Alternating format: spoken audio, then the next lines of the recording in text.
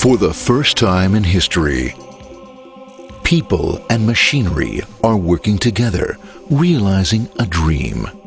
A uniting force that knows no geographical boundaries without regard to race, creed, or color. A new era where communication truly brings people together. This is the dawn of the net. Want to know how it works? Click here to begin your journey into the net. Now, exactly what happened when you clicked on that link? You started a flow of information. This information travels down into your own personal mailroom, where Mr. IP packages it, labels it, and sends it on its way. Each packet is limited in its size. The mailroom must decide how to divide the information and how to package it. Now, the package needs a label containing important information, such as sender's address, receiver's address, and the type of packet it is.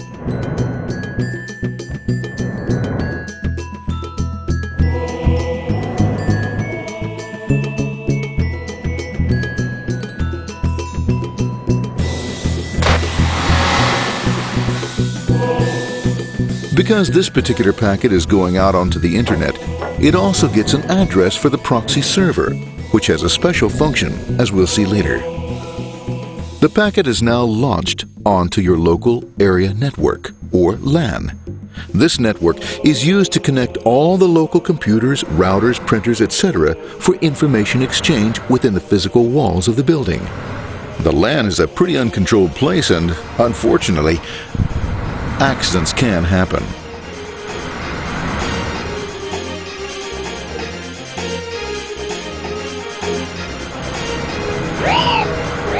The highway of the LAN is packed with all types of information.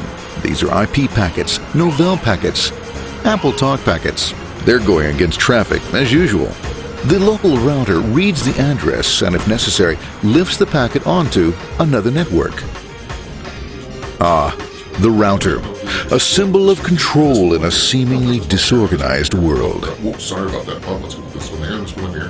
This one goes here, this one goes here. I don't like this one. Let's go with this one. Let's go here. A little more left. Let's go with this one here. Another channel here. Let's put that one here. Another one there. Let's put that one here. There he is, systematic, uncaring, methodical, conservative, and sometimes not quite up to speed.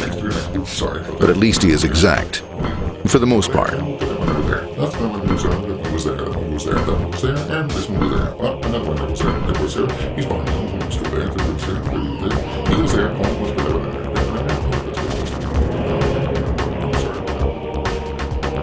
there. As the packets leave the router, they make their way into the corporate intranet and head for the router switch. A bit more efficient than the router switch plays fast and loose with IP packets, deftly routing them along their way.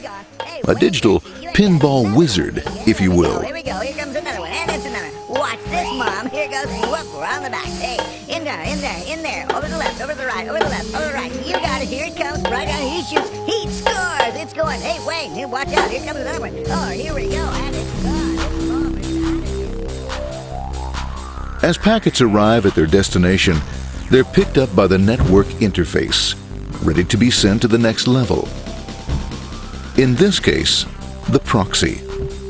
The proxy is used by many companies as sort of a middleman in order to lessen the load on their internet connection, and for security reasons as well.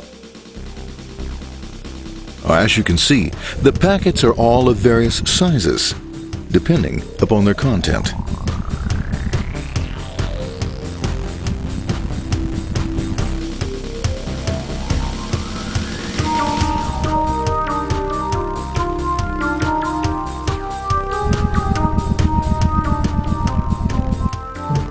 The proxy opens the packet and looks for the web address, or URL. Depending upon whether the address is acceptable, the packet is sent on to the internet.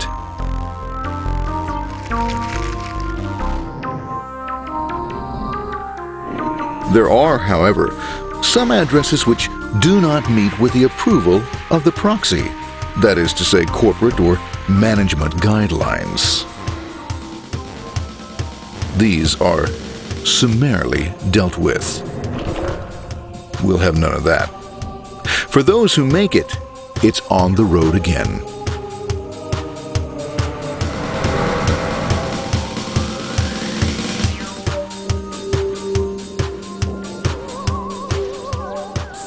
Next up, the firewall.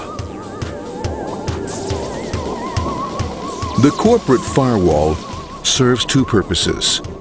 It prevents some rather nasty things from the internet from coming into the intranet, and it can also prevent sensitive corporate information from being sent out onto the internet. Once through the firewall, a router picks up the packet and places it onto a much narrower road, or bandwidth, as we say.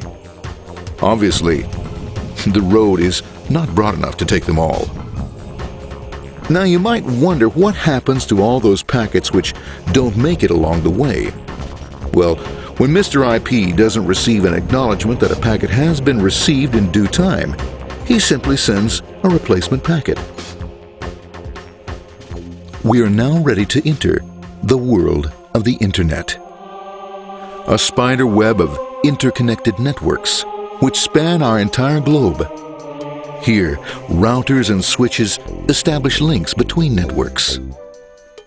Now, the net is an entirely different environment than you'll find within the protected walls of your LAN. Out here, it's the Wild West. Plenty of space, plenty of opportunities, plenty of things to explore and places to go.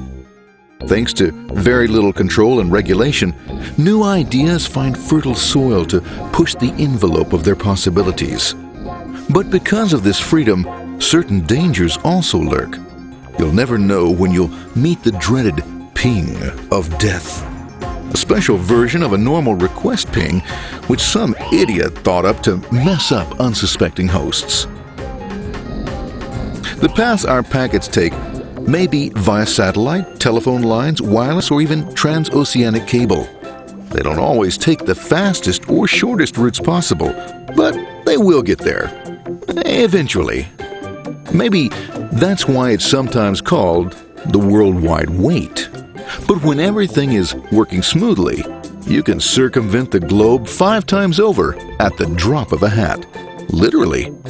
And all for the cost of a local call or less. Near the end of our destination, we'll find another firewall. Depending upon your perspective as a data packet, the firewall could be a bastion of security or a dreaded adversary. It all depends on which side you're on and what your intentions are. The firewall is designed to let in only those packets that meet its criteria. This firewall is operating on ports 80 and 25. All attempts to enter through other ports are closed for business.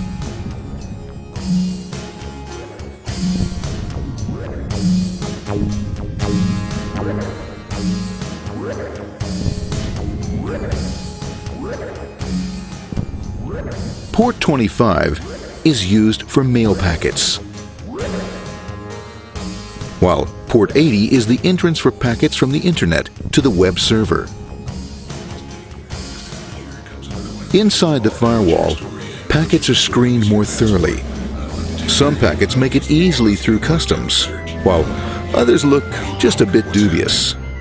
Now, the firewall officer is not easily fooled, such as when this ping of death packet tries to disguise itself as a normal ping packet. It's okay, Gorm. It's okay. No problem. Have a nice day. Be out of here. Bye. For those packets lucky enough to make it this far, the journey is almost over. It's just a lineup on the interface to be taken up into the web server. Nowadays, a web server can run on many things, from a mainframe to a webcam to the computer on your desk, or why not your refrigerator?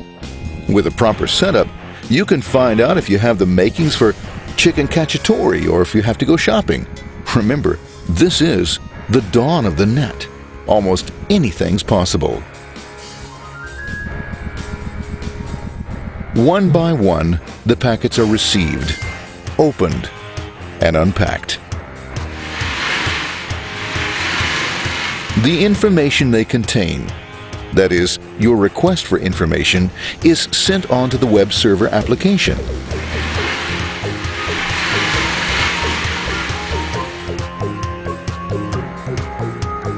The packet itself is recycled,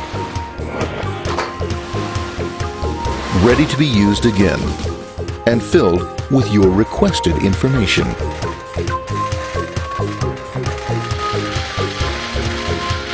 Addressed and sent out on its way back to you. Back past the firewall, routers, and on through to the internet. Back through your corporate firewall.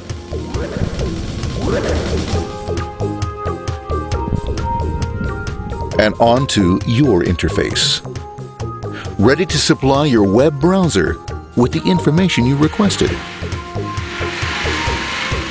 That is, this film.